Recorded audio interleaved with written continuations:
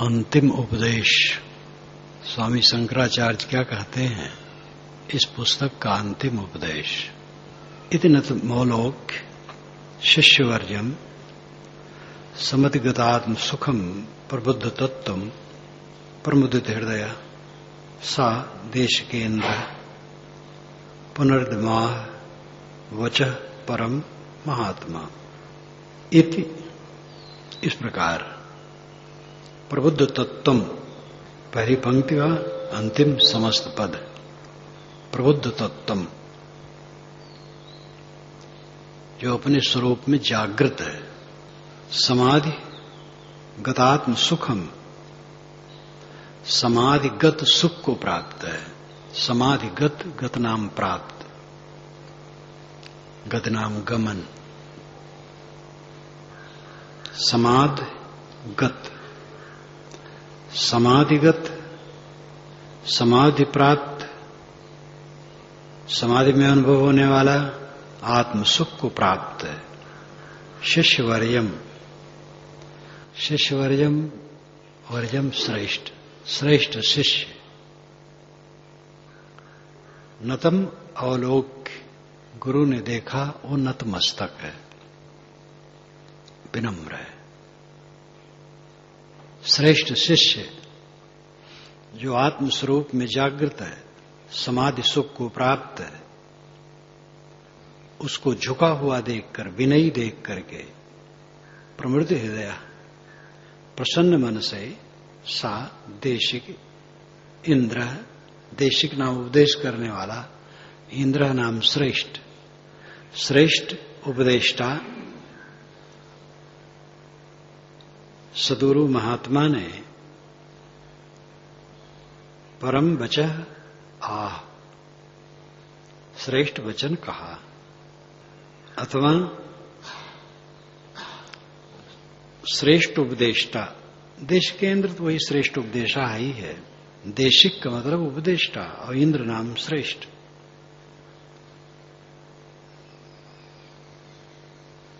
श्रेष्ठ उपदेष्टा सद्गुरु ने परम महात्मा, महान महात्मा गुरुदेव ने पुनः इदम वचः आह, फिर यह वचन कहा। आह नाम कहना। ऐसा शिष्य है जो प्रबुद्ध तत्व है, आत्मबोध में जगा हुआ है। समतिगत आत्म सुखम,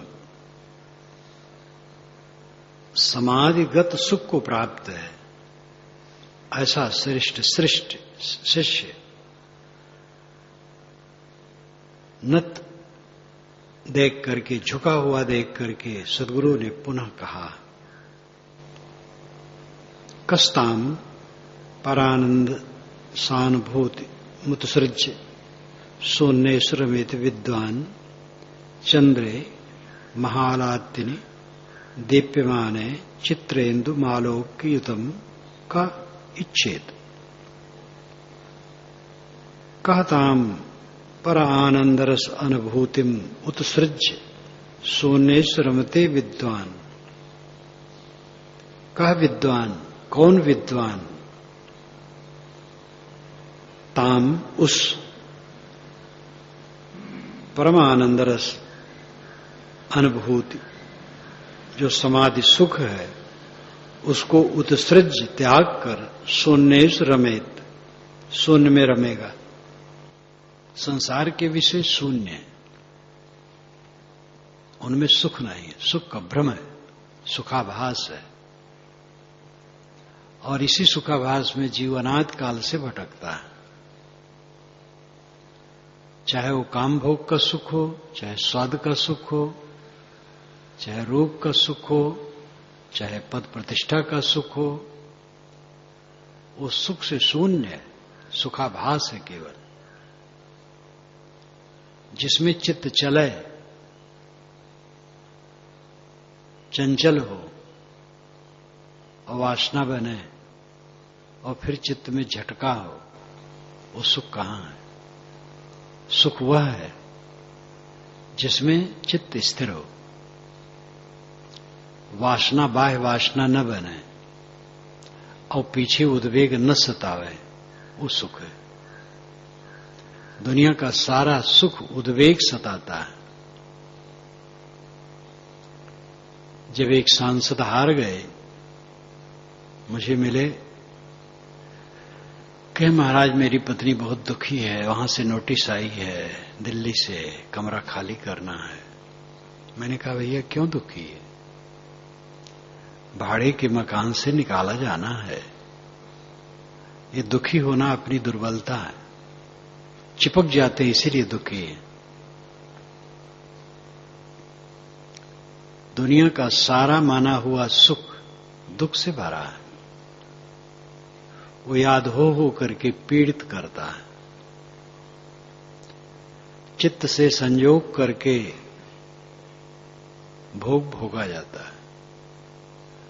विषयों से इंद्रिय मन द्वारा तादात्म्य ही भोग कहलाता है। असली भोग है इंद्रिय मन को शांत कर देना और बाह्य पदार्थों से कट जाना। ये असली भोग है। कहां विषय को भोग, परम भोग एक और है। जाके होत सजोग नीरस लागत इंद्रपद। ये विषय भोग किस खेत की मूली है? परम भोग एक और है जिसके संयोग मात्र से इंद्रपद भी फीका लगता है। तृप्ति, मन का अचल हो जाना, मन का समाधि में हो जाना, शांत हो जाना, इसके समान सुख क्या है?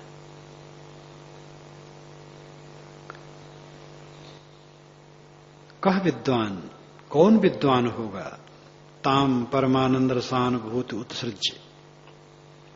उस परमानंद के रस अनुभूति का उत्सृज्य करके, त्याग करके शून्य रमेत, शून्य में रमेगा। कौन विद्वान होगा, कौन समझदार होगा जो समाधि सुख को छोड़ करके अपने मन को विषयों में लगाए, जिसमें केवल जलन है। एक तो सारे विषय, कई दोष हैं, एक दोष थोड़े है। एक तो विषय में मन लगाओ, मन लगाओ तो उसकी आसक्ति बने, तो फिर खिंचाव हो पीछे, उद्वेगित हो, अशांत रहे। और वो विषय साझी के, बहुतों की साझी में है, उनका निर्विघ्न मिलना मुश्किल है, और मिले तो छूट जाते हैं। अपनी इंद्रियां शक्तिहत हो जाती हैं, शरीर दुर्बल हो जाता है, रोग लग जाता है। कलह अलग है, भोगों में भयंकर कलह है। तो जहां दुख ही दुख है उसको सुख मानना घोर अविवेक है। निवृत्त में परम सुख है, कुछ चाहिए नहीं। मन को भी समेट लिया, अंतर्मुख हो गया। विषयों में मन और इंद्रिय लगाना ही नहीं है, किंतु विषयों से हट करके अंतर्मुख हो जाना है। अंतर्मुख हो गया, चित्त चलता ही नहीं है, इच्छा होती ही नहीं है, कुछ इच्छा नहीं होती है। ये परम सुख है, परमानंद है। कह विद्वान परानंद रसानुभूतिम उत्सृज्य। कौन विद्वान होगा जो परम आनंद के अनुभव का त्याग करके, परम शांति का, समाधि का सुख छोड़ करके, मन की एकाग्रता, आत्म संतोष का सुख छोड़ करके शून्य रमेत, शून्य में रमेगा। जो विषय शून्य है, निरर्थक है, अनर्थक है, उद्वेगक है, क्लेश देने वाले हैं, भटकाने वाले हैं, कौन विवेकवान उसमें रमेगा? नचिकेता को जब यमराज ने कहा कि आत्मा के विषय मत पूछो, ये बहुत गूढ़ है, स्वर्ग ले लो, 100 वर्ष जीने वाले लड़के ले लो, सुंदरियां ले लो, रथ हाथी घोड़े ले लो, तो उन्होंने कहा महाराज ये तो जरंत तेज आह, इंद्रियों के तेज को जलाने वाले हैं। कौन विवेकवान विषयों का चिंतन करते हुए जीना चाहेगा? मुझे ये सब नहीं चाहिए, ये आपके पास रहे। तब यमाचार्य ने कहा कि अध्यात्म की सच्चे जिज्ञासु हो तुम। जो विषय मनुष्य को भटका देते हैं उसको तुमने त्याग किया है। अध्यात्म का श्रोता वही सही है जो विषयों का त्याग करे। उपनिषद में भी एक जगह बात आती है कि इसको वही सुन सकता है जो ब्रह्मचर्य पालन करता हो। तो मैंने वहां लिखा कि यहां सुन तो सब सकते हैं, उनका अर्थ यह है कि जो ब्रह्मचर्य में हो, ब्रह्म नाम बड़ा, चर्य नाम आचरण, बड़ा आचरण है अपने को चारों तरफ से समेट लेना। केवल एक स्त्री पुरुष जनित संगत त्याग ही ब्रह्मचर्य नहीं है, वो तो है ही। ब्रह्म बड़ा, चर्य आचरण, बड़ा आचरण है अपने को चारों तरफ से समेट लेना, निष्काम निर्माण हो जाना, कुछ न चाहना, ये बड़ा आचरण है। और ये आचरण प्राप्त हुए बिना कोई अध्यात्म को नहीं सुन सकता है। सुन तो कोई सकता, विषयी पामर भी सुने समझे फिर धीरे धीरे त्यागेगा। अर्थ है कि वो ग्रहण नहीं कर सकता है पूरा। तो स्वामी जी कहते हैं, कहा विद्वान, कौन विद्वान होगा? ताम परमानंद रसानुभूतिम उत्सृज्य शून्य श्रमेत। कौन ऐसा विद्वान होगा कि परमानंद संतोष का सुख त्याग करके विषयों में जो शून्य है विषय से उसमें रमेगा। चंद्रे महाआह्लादिन दीप्यमाने, जो चंद्रमा है पूर्णवासी का चंद्रमा, महाआह्लादिन खूब आनंद देने वाला, दीप्यमाने प्रकाशित, उसको न देख करके चित्र इंदुम आलोकितम का इच्छित, कौन इच्छा करेगा कि चित्र में चंद्रमा को देखे, कागज में चंद्रमा का चित्र बना है उसको देखे, आकाश में पूर्णवासी का चंद्रमा चमक रहा है, शीतलता बिखेर रहा है, उसको देख करके आनंद है कि चित्र में उसकी छाया जो बनाई गई है उसको देखने में आनंद है। सब कुछ त्याग कर, सारी कामनाओं को छोड़कर आत्मलीन होने में आनंद है कि मन इंद्रियों को भटका करके बिलबिलाने में आनंद है।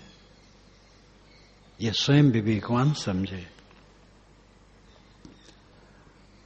असत पदार्थानुभवे न किंचिन्न हस्ति तृप्तिम तृप्तिर्न च दुख हानि। असत पदार्थ अनुभवे न किंचिन्न हस्ति तृप्तिर्न च दुख हानि। तद्वयानंद रसानुभूत्या तृप्त सुखम तिष्ठ सदात्मनिष्ठया। असत पदार्थ अनुभवे न किंचित न ही अस्ति तृप्ति न च दुख हानि। असत पदार्थों के अनुभव से न तो किंचित तृप्ति मिलती है और न दुख की हानि होती है। एकदम वैज्ञानिक तथ्य। असत पदार्थ जो अभी है और अभी न रहे। लाओ त्से ने कहा है कि जो दुनिया को बटोर करके सुख चाहता है, जबरदस्ती करके, बलात् करके, कब्जा करके, वो धोखे में है। अभी सांस गर्म है, अभी ठंडी हो गई, अभी वस्तु आगे है, अभी पीछे हो गई, अभी वस्तु ऊपर है, अभी लड़खड़ा के गिर गई। इसलिए संत हट जाते हैं, निष्काम हो जाते हैं, निर्माण हो जाते हैं, पीछे हो जाते हैं, कुछ नहीं पकड़ते हैं। असत पदार्थ अनुभवे न किंचिन्न हस्ति तृप्तिर्न च दुख हानि। असत पदार्थ के अनुभव से न किंचित तृप्ति होती है और न दुख की हानि होती है। तृप्ति और दुख की हानि, इन दोनों बातों पर ध्यान देने की आवश्यकता है। वर्तमान में तृप्ति हो, तृप्ति का अर्थ है मन न चले, मन में ख्वाहिश न जगे, ये तृप्ति है। अब आगे दुख में न पड़े। भोगों में लगने से वर्तमान में ही आदमी बिलबिलाता है। जीव स्वादी लोग, कभी उनको अच्छा भोजन नहीं मिलता, सब समय भड़बड़ाते रहते। एक रहे रईस, हरदम भड़बड़ा है, रसोइया पर, पत्नी पर, सब पर भड़बड़ा है, ये नहीं बना, वो नहीं बना, ये क्या बना करके रखा है। सदैव उनको असंतोष ही बना रहे। ऐसे किसी भी विषय में लगने पर असंतोष के सिवा कुछ हाथ में नहीं आता है। असत पदार्थ वह है, एक असत पदार्थ वह है जो तीनों काल में न हो, दूसरा असत पदार्थ है जो अभी हो और फिर न हो। आकाश में फूल कभी नहीं, वो असत पदार्थ है। खरगोश की सींग मनुष्य के हाथ में, गादी में बाल कभी नहीं, ये असत पदार्थ है, तीनों काल में नहीं। शरीर है लेकिन नहीं रहेगा, रहते हुए सब समय बदल रहा है और एक दिन बिल्कुल शून्य हो जाएगा सदा के लिए, ये भी असत पदार्थ है। जो अभी है और अभी नहीं रहे वो भी असत पदार्थ है। असत पदार्थ अनुभवी न किंचित नास्ति तृप्तिर्न चा दुख हानि। असत पदार्थ, संयोग जनित पदार्थ, औपाधिक पदार्थ जो मिलते हैं, जिनका संयोग होता है, वो असत पदार्थ है। मिलके बिछुड़ जाता है, रहता नहीं है। दृष्टा के पास कौन रहा, आत्मा के पास कौन रहता है। इसी जीवन में जन्म से लेके आज तक जिनका जिनका संबंध हुआ प्राणी पदार्थ परिस्थितियों का, कौन रहा, सब भागा जा रहा है। इसलिए इसमें न तो किंचित तृप्ति है और न दुख की हानि है। वर्तमान में संतोष आ जाना यह तृप्ति है, अब आगे पीड़ा में न पड़ना यह दुख की हानि है। विषयों में लगने से वर्तमान में ही असंतोष है, अब आगे वासना से खिंच करके फिर जीव भटकेगा। ततद्वयानंदरसानुभूत्या तृप्त सुखम तिष्ठ सदा आत्मनिष्ठया। तत् अद्वय आनंदरस अनुभूत्या तृप्त सुखम तिष्ठ सदा आत्मनिष्ठया। उस अद्वय अकेला आनंद शांति रस अनुभूत्या तृप्त, उस अद्वैत आनंद रस के अनुभव में तृप्त होकर सदा आत्मनिष्ठया, सत्स्वरूप आत्मा में निष्ठा रखकर सुखम तिष्ठ, सुखपूर्वक स्थित रहो।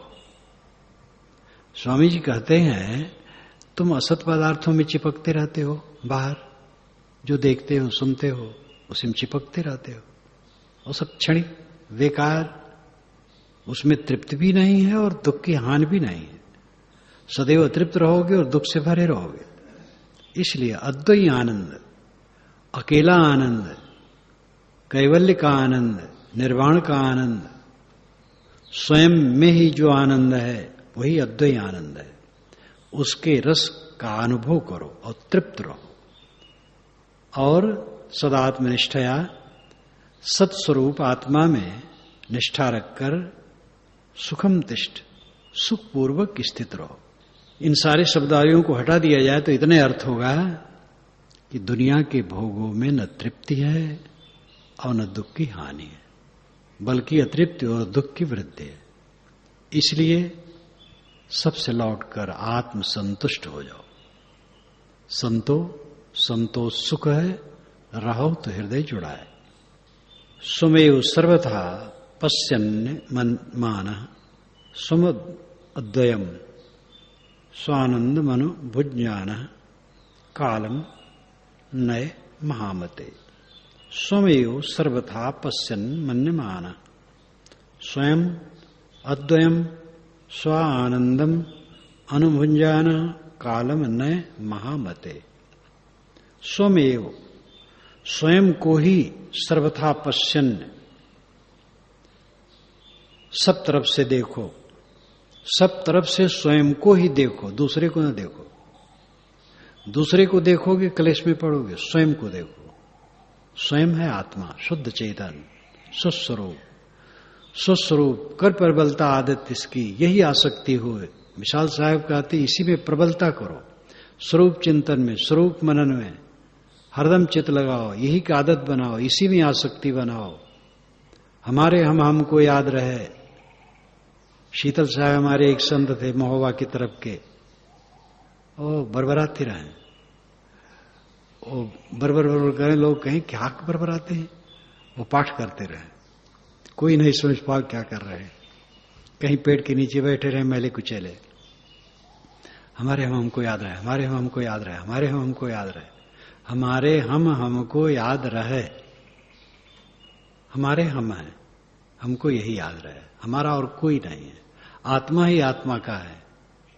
आत्मा में संतुष्ट, स्वयं एव सर्वथा पश्यन, स्वयं एव स्वयं को ही सर्वथा देखो, सब समय आत्माकार वृत्त में रहो, चलते उठते बैठते काम धंधा करते हंसते बोलते खाते पीते ऐसी प्रवृत्ति बनाओ, आत्म स्मरण रहे, आत्मचिंतन रहे, आत्मा का ख्याल रहे, स्वरूप का ख्याल रहे।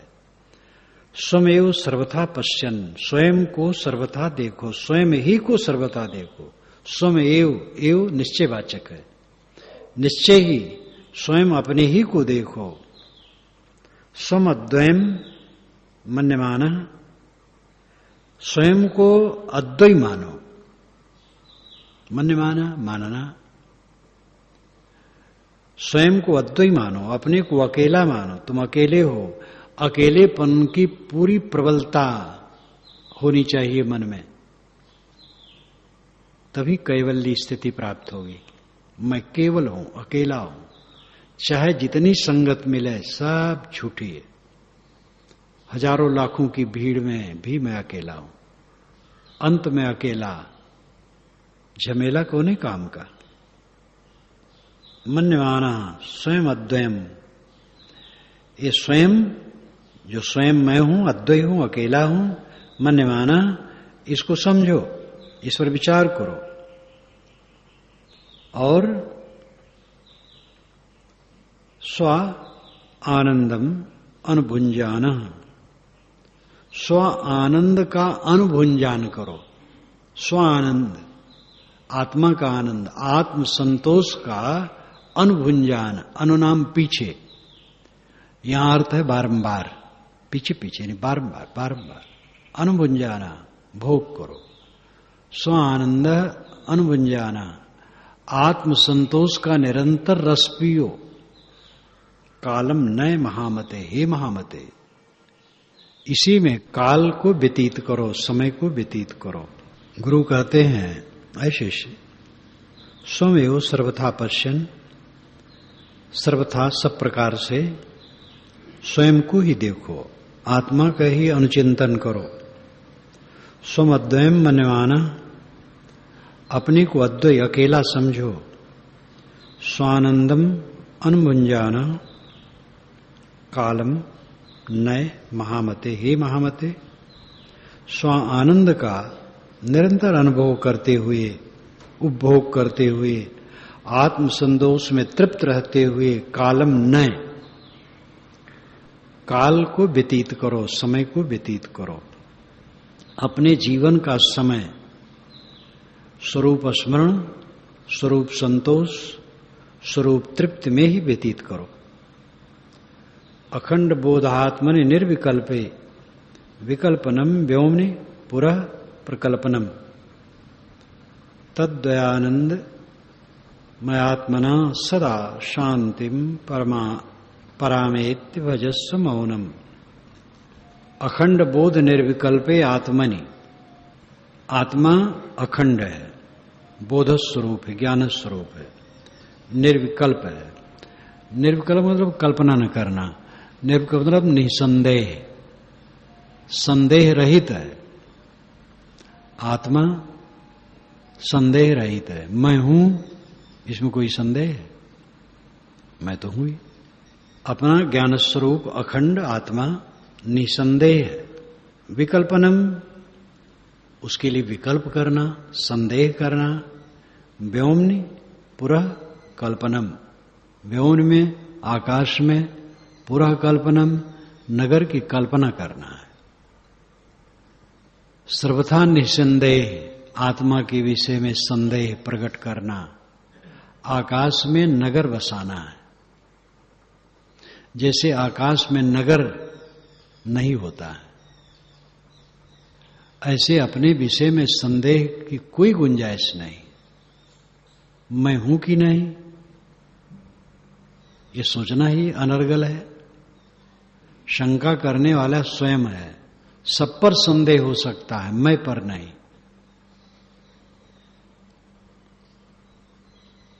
इसलिए सब संदेह छोड़ करके अपने आत्मा में लौटो। तत् अद्वै आनंद मैं आत्मना सदा पराम शांतिम एत। इसलिए अद्वै आनंदम आत्मना, आनंदमय आत्मा में, अद्वै आनंद स्वरूप आत्मा में स्थित होकर सदा पराम शांतिम एत, सदैव परम शांति को प्राप्त होते हुए मौनम भजस, मौन धारण करो। अखंड बोध निर्विकल्पे आत्मनि, जो अखंड बोध स्वरूप है, निर्विकल्पे, जिसमें कोई संदेह नहीं है मेरे होने में, उस आत्मा में विकल्पनम, संदेह करना, आकाश में नगर बसाना है। इसका अर्थ हुआ कि अपने विषय में निर्भ्रांत हो जाओ। आपका अस्तित्व नित्य है। अब आपका इतने काम है कि अद्वै आनंदमय आत्मना सदा पराम शांति में, जो अद्वै है, अकेला है, शांत है, आनंदमय है, दुखहीन है, ऐसे स्वरूप में स्थित होकर के मौनम भजस, मौन हो जाओ। मौन का अर्थ काली वाणी का मौन नहीं है। मौन है मन का मौन। विकल्प समाप्त हो जाना मौन है। वाणी का मौन भी महत्व रखता है। बकबक बहुत करने की आवश्यकता नहीं, कम बोलो, कम से कम बोलो। बोलने की सीमा होनी चाहिए, समझ होनी चाहिए। लाओ त्से ने कहा है, वाणी पर संयम रहो, मितभाषी बनो। रात की हवा रात भर नहीं रहती है। सुबह पानी बरसने लगता तो उसका जोर दिन भर नहीं रहता है।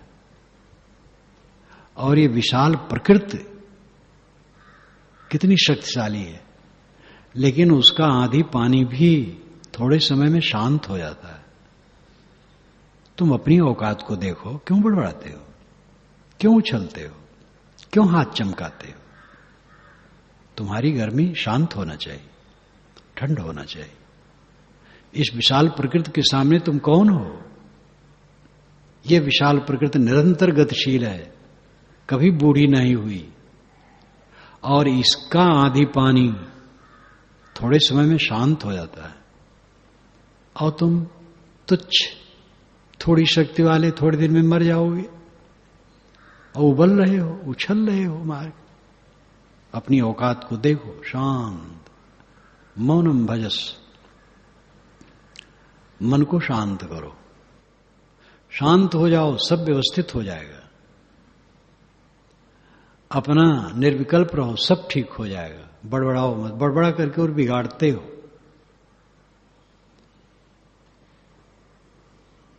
तूष्णीम अवस्था परम उपशांति बुद्धे असत कल्प विकल्प हेतु ब्रह्मात्मना ब्रह्मविद महात्मना यत्र अद्वै आनंद सुखम निरंतरम। तूष्णीम अवस्था परम उपशांति, परम उपशांति तूष्णी अवस्था है, मौन अवस्था है, परम उपशांति। चित्त का न चलना पूरा मौन है। मन चलता है, मन में विचार उठते हैं, तो वाणी तो मौन है, अंदर खुरखुंड है। तो वाणी भी मौन करना चाहिए, लेकिन मन का मौन सर्वोच्च है। बुद्धे असत कल्प विकल्प हेतु, ये बुद्धि ही सत्य असत कल्प और विकल्प का हेतु है। तर्क वितर्क, असत पदार्थों के प्रति तर्क वितर्क करना, ये बुद्धि कारण है। बुद्धे असत कल्प विकल्प हेतु, बुद्धि ही, मन ही, चित्त ही असत पदार्थों के लिए कल्प विकल्प तर्क वितर्क उपस्थित करती है।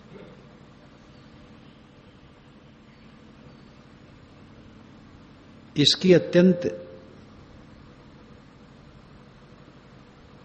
गहरी शांति मौन अवस्था है।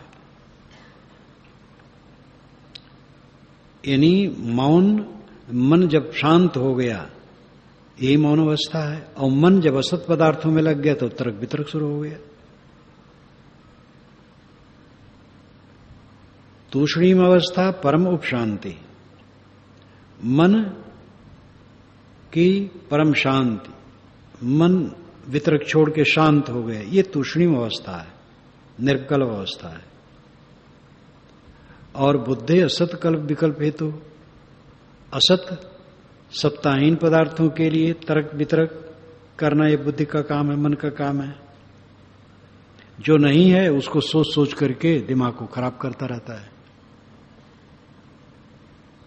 बीती घटनाएं 2 वर्ष, 4 वर्ष, 10 वर्ष, 20 वर्ष, 50 वर्ष बीत गई, न वो प्राणी है, न पदार्थ है, न परिस्थिति है, दिमाग में लाके उलझ रहा है।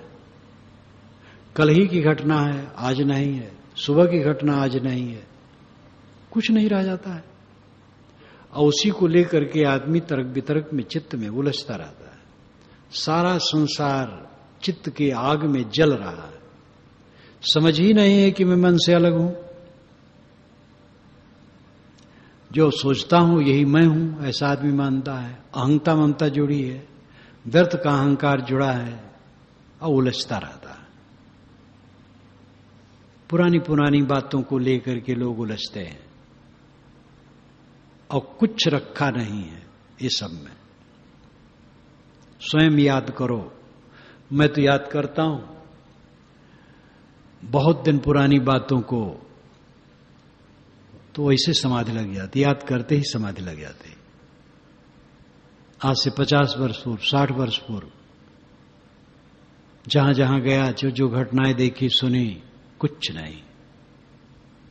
जो लोगों में चतुरता, चालाकी, तोड़फोड़, विरोध, विद्वेष, कलह, मोह, बैर देखा, वो सब कुछ नहीं रहा। वो करने वाले नहीं रहे, सब बह गया। कुछ रह जाता है? बड़ी बड़ी घटनाएं, छोटी छोटी घटनाएं, कुछ नहीं रह जाती। गांधी जी का कैंडिडेट जब हारा कांग्रेस की अध्यक्षता के लिए, सुभाष बाबू विजयी हुए, गांधी जी ने कहा मेरी हार है। सुभाष बाबू के लिए उनका भाव था, लेकिन वो जरा गर्म थे और गांधी जी अहिंसावादी थे और वो बेचारे चला नहीं पाए अंत में सुभाष बाबू, तो उन्होंने छोड़ दिया। उन्होंने लिखा है कि जवाहर के प्रति पूरे भारत में बड़ी श्रद्धा हो गई है, सुभाष बाबू ने लिखा है। लेकिन जवाहरलाल कई बार कांग्रेसियों की मीटिंग में एक तरफ बैठे उदास रहते थे और उन्हीं के विरोध में खुरखुंड करते थे लोग, जो कि उनके सामने कुछ नहीं थे, लेकिन कुतर्क करते रहते थे और चुपचाप बैठे रहते थे। कुछ नहीं रहा, सब बीत गया। ये बड़ी बड़ी घटनाएं, राजनीतिक घटनाएं बड़ी होती हैं। गांवों की, घरों की, परिवार की, समाज की छोटी छोटी घटनाएं होती हैं। घर में कलह करने वाले सब मर गए, मोह करने वाले मर गए, समाज में कलह करने वाले, मोह करने वाले मर गए। कुछ रहता है? जो अपने मन को खराब करता है, समय बर्बाद कर देता है और अपना कल्याण करता है। और जो सावधान रहता है, अपने चित्त को सुरक्षित रखता है, वो सुखी रहता है, उसका मंगल होता है। असत कल्प विकल्प हेतु बुद्धि, असत पदार्थों के लिए ये बुद्धि ही तर्क वितर्क करके उलझती रहती है। जहां तक सोचो सब असत पदार्थ है, अनात्मा सब असत पदार्थ है। जो हम व्यवहार करते असत पदार्थों में ही बरतते हैं, लेकिन बरतना पड़ता है। खाना पीना असत है, स्थिर ना, जिस बोल रहा हूं ये भी असत है, अभी उठ जाऊंगा, खत्म हो जाएगा, लेकिन इसका उपयोग है। खाऊंगा पीऊंगा वो भी असत है, खाया पिया और खत्म हो गया, लेकिन जरूरत है। तो कुछ व्यवहार तो बरतना होगा, लेकिन चित्त का जो तर्क वितर्क है वो शांत होना चाहिए। विवेक पूर्वक व्यवहार करना है। असत पदार्थों के लिए चित्त का तर्क वितर्क जो होता है बुद्धि कारण है, मन कारण है, और उसी का उपशम हो जाना तूष्णीम अवस्था, तूष्णी अवस्था, मौन अवस्था है। बुद्धि का शांत हो जाना, बुद्धि को, चित्त को, मन को शांत हो गया, संकल्प शून्य हो गया, निर्विकल्प हो गया, बस परमानंद है। बुद्धे असत कल्प विकल्प हेतु, कल्प विकल्प का हेतु असत पदार्थों में तर्क वितर्क करके उलझे रहना, ये मूल है बुद्धि। और इसी बुद्धि के शांत होने पर परम उपशांति तूष्णीम अवस्था, यही बुद्धि परम उपशांति हो गई, मन परम शांत हो गया, यही तूष्णीम अवस्था है, मौन अवस्था है। ब्रह्मात्मना ब्रह्मविदा महात्मना यत्र अद्वैत आनंद सुखम निरंतरम। ब्रह्मविद आत्मज्ञानी पुरुष ब्रह्म में, आत्मा में वो महात्मा स्थित रहता है। यत्र जहां पर अद्वैत आनंद सुखम निरंतरम, निरंतर अद्वैत आनंद का सुख है। अद्वैत आनंद, कैवल्य आनंद, अकेला आनंद, स्व का आनंद, जिसमें द्वैत नहीं है, जगत प्रपंच नहीं है, जगत प्रपंच विहीन अपने आप में आनंद है। वो आनंद में महात्मा निवास करते हैं। एक उदाहरण है, ब्रह्मानंद रसं पीत्वा उन्मत्तस्सैव योगिनः इंद्रोपि रंकवत भाति। का कथा नृपकीटकै लब्ध त्रिलोकी राज्यो न भिक्षाम न कांक्षते यथा एवं लब्ध परानंदम क्षुद्रानंदम न कांक्षति। ब्रह्मानंद रसं पीत्वा उन्मत्तैव योगिनः, जो योगी ब्रह्मानंद के रस को पी करके मस्त है, स्वरूप स्थित स्वरूप संतोष में निमग्न है, इंद्रोपि रंकवत भाति, वह तो इंद्र के सुख को भी दरिद्र के सुख की तरह देखते हैं। इंद्र क्या है? दरिद्र है। का कथा नृपकीटकै, एक कीड़े के समान राजे मंत्री, क्या इनका सुख है? राजे और मंत्री कीड़े के समान है, सब नाली में रेंग रहे हैं, इनमें क्या धरा है? लब्ध त्रिलोकी राज्यो न भिक्षाम न कांक्षत यथा, जैसे त्रिलोकी का किसी को राज्य प्राप्त हो, त्रिलोकी राज्य हो, तीनों लोक का राजा हो, तो वो भिक्षा नहीं करता है, भीख नहीं मांगता है। एवं लब्धा परामनंद, इसी प्रकार जो परम आनंद को प्राप्त हो गया, आत्म संतोष को प्राप्त हो गया, क्षुद्र आनंदम न कांक्षति, क्षुद्र आनंद की आकांक्षा नहीं करता है, दुनिया के भोगों की इच्छा नहीं रखता है। नास्त निर्वासनान मौनात् परम सुख कृदोत्तमम विज्ञातात्म स्वरूपस्य स्वानंद रस पायिनः नास्ति निर्वासनात् मौनाम परम सुखकृत उत्तमम। निर्वासना जनित मौन सुख के समान परम सुख और कहीं कुछ नहीं। विज्ञात आत्म तत्व से स्व आनंद रस पायिना, विज्ञात आत्म तत्व से जो आत्म तत्व को विज्ञात है, जो स्वरूप को समझते हैं, स्व आनंद रस पायिना, जो स्व आनंद रस के पीने वाले हैं, आत्म तत्व के ज्ञानी, आत्म संतोष रस पीने वाले महात्मा के लिए नास्ति निर्वासनात् मौनात् परम सुकृत उत्तमम, वासना विहीन मौन के समान कोई सुख उनके लिए नहीं है। जिन्होंने अपने स्वरूप को समझ लिया और जो स्वरूप संतोष में तृप्त हैं उनको वासनाहीन मौन के समान कोई सुख नहीं है। सर्वोच्च सुख है वासनाहीन मौन। वासनाहीन ही मौन है। बाहर से भी वाणी का संयम, आवश्यकता अनुसार बोलना, ज्यादा नहीं बोलना। वाणी प्रकृति ने दी है, इसका उपयोग होना चाहिए, लेकिन संयम इस पर होना चाहिए। कटु न हो, उत्तेजक न हो, झूठ न हो, अश्लील न हो, तोड़फोड़ का न हो, किसी को तकलीफ देने वाला न हो। सरल शुद्ध संयत वचन काम भर का बोले। वासनाहीन मौन के समान सुखकृत उत्तमम, सुख देने वाला। सुखकृत का मतलब सुख देने वाला। उत्तमम, सुख देने वाला उत्तम और कुछ नहीं है। वासनाहीन मौन सबसे बड़ा सुख है। किसके लिए? जो विज्ञात आत्म तत्व से स्वानंद रस पाइन, आत्म तत्व के ज्ञानी है और आत्म संतोष रस के पीने वाले हैं। उनको मौन आत्म संतोष के समान कोई सुख नहीं है। गच्छम तिष्ठन विशन क्षयानौ वान्यथापि वा अथेक्षया वसेत विद्वान आत्मा राम सदा मुनि। गच्छन तिष्ठन उपविशन शयानः, गच्छन चलते हुए, तिष्ठन रुकते हुए, उपविशन बैठते हुए, शयानः सोते हुए लेटते हुए, व अन्यथा अपि दूसरे ढंग से भी, व यथेक्षया जैसी इच्छा जिस ढंग से रहते हुए, वसेत विद्वान आत्मा राम सदा मुनि।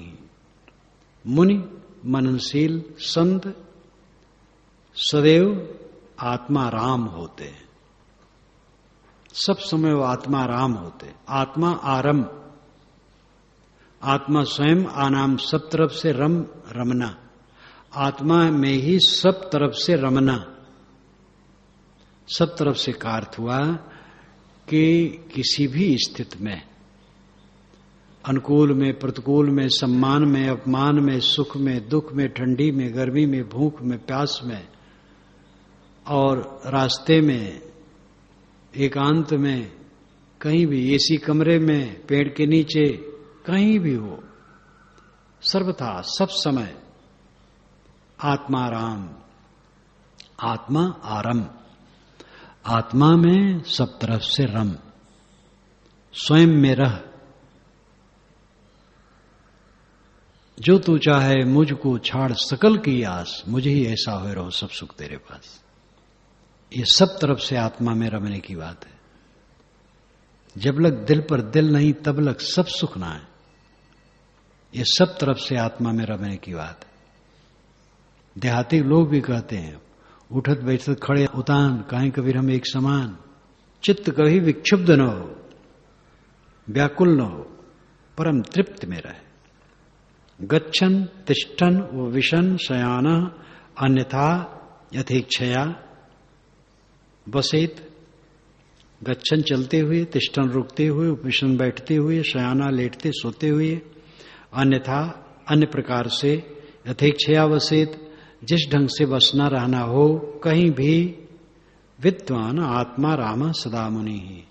विद्वान मुनि, ज्ञानी मुनि, ज्ञानी मननशील साधक आत्मा राम सदा, सदा आत्मा राम रहे। आत्मा आरम, सब तरफ से आत्मा में रमे। आत्मलीन, आत्म विचार, आत्म संतोष। देखते रहो मन को कहां गया, कहीं कुतरक में गया, हटाओ, बेकार है, कुछ नहीं। बीती हुई बात को सोचना, आगे की कल्पना करना नरक है। सदैव जागते रहो, आत्मा में रमो। ना देश कालासन दिग यमादि लक्षाद्यपेक्षा प्रतिबद्ध वृत्ते संसिद्ध तत्व से महात्मनो अस्ति सुवेदने का नियमाद्यपेक्षा। ना देश काला आसन दिग यम आदि लक्ष्य आदि अपेक्षा प्रतिबद्ध वृत्ते। प्रतिबद्ध वृत्ते संसिद्ध तत्व से महात्मा, जो महात्मा प्रतिबद्ध वृत्ते हैं, जिनकी वृत्ति प्रतिबद्ध है, आत्मरत है, आत्म केंद्रित है, संसिद्ध तत्व से, संसिद्ध तत्व हैं, सदैव आत्मा में रमने वाले हैं, ऐसे सब समय आत्माराम पुरुष के लिए ना देश काल आसन दिग यम आदि लक्ष्य आदि अपेक्षा, न देश की जरूरत है, न काल की जरूरत है, न आसन की जरूरत है, न दिग की जरूरत है, न यम आदि लक्ष्य आदि की अपेक्षा है। देश उत्तराखंड हो तो समाधि लगेगी, ऐसा कुछ नहीं। शहर में हो, भीड़ में हो, ट्रेन में चलते हो, आत्मलीन है, जहां है वहीं आत्मलीन है, देश की जरूरत नहीं है। काल समय की जरूरत नहीं है। उत्तरायण में हो, उत्तरायण में शरीर छोड़े तो मोक्ष होगा। साहब ने कहा, लागी आग समुद्र में कांदो जरि भई छार, उत्तर दिश का पंडिता रहा विचार विचार। समुद्र में आग लगी, कीचड़ जल करके राख हो गया, उत्तर दिशा का पंडित पोथी विचारता रह गया। पूरा लाक्षणिक है। हृदय रूपी सागर में ज्ञान की आग लगी, राग द्वेषादि कीचड़ जल करके राख हो गए, कल्याण हो गया। उत्तरायण में शरीर छोड़ने की आशा रखने वाले पंडित पोथी विचारते रहे कि कब सूरज उत्तरायण होगा। सूरज है ज्ञान, उत्तरायण है परिपक्वता। ज्ञान की परिपक्वता ही उत्तरायण है। तो स्वामी जी कहते हैं, न देश की जरूरत है, न काल की, उत्तरायण की जरूरत नहीं है। आसन, किस आसन से बैठो, पद्मासन से बैठो कि सिंहासन से बैठो, ये सब कुछ नहीं। जिस आसन से बैठो, जैसे हो।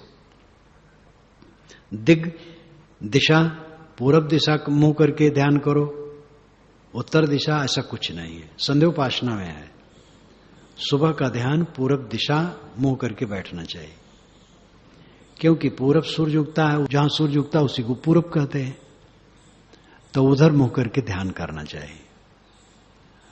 और दोपहर को उत्तर मुख करके। दक्षिण तो यमलोक है, इसलिए पंडितों ने दक्षिण के लिए बिल्कुल परहेज किया है, उत्तर मुंह करके। यद्यपि सूरज उत्तर नहीं रहता है, दोपहर में सूरज पीठ की तरफ रहता है, लेकिन उधर जमपुरी है इसलिए उसको नहीं माना। और शाम को पश्चिम तरफ मुख करके बैठे, क्योंकि सूरज पश्चिम चला जाता है। स्वामी जी कहते हैं सब कुछ नहीं, ये पंडितों की बात है।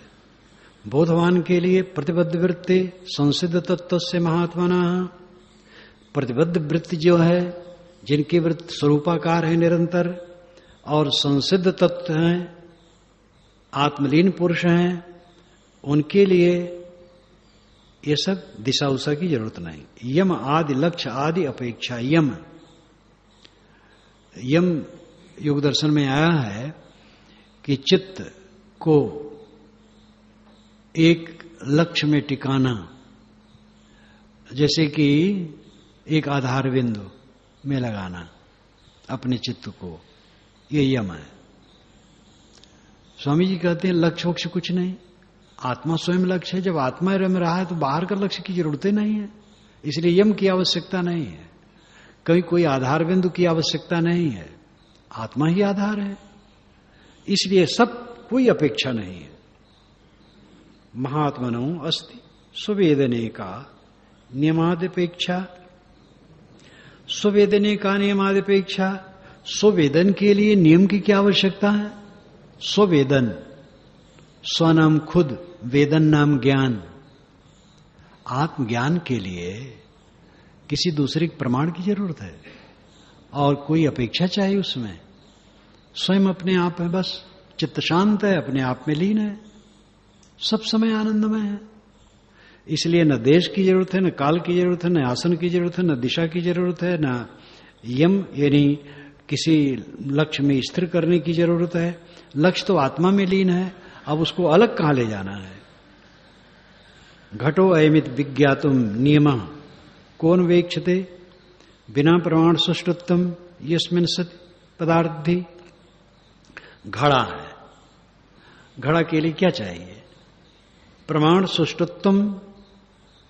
जो सुष्टुत्तम प्रमाण है, शुद्ध प्रमाण है, वो आंख है। आंख से देखते हैं घड़ा है। अब उसके लिए शास्त्र प्रमाण की क्या जरूरत है? घड़ा देख रहे हैं बस। अयम आत्मा नित्य सिद्ध है प्रमाणे सति भासते, न देशम न वापि कालम न शुद्धि वापेक्षते। यह आत्मा नित्य सिद्ध है, मैं स्वयं सब समय प्रमाणे सति भासते। ये प्रमाण से इसका बोध होता है। प्रमाण है शुद्ध चित्त।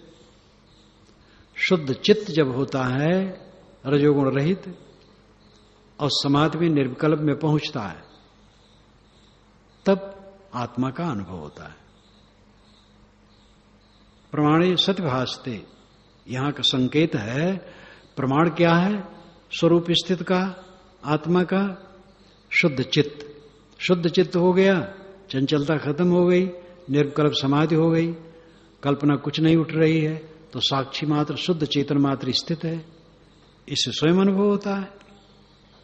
न देशम नापि कालम न शुद्धिम वापेक्षते।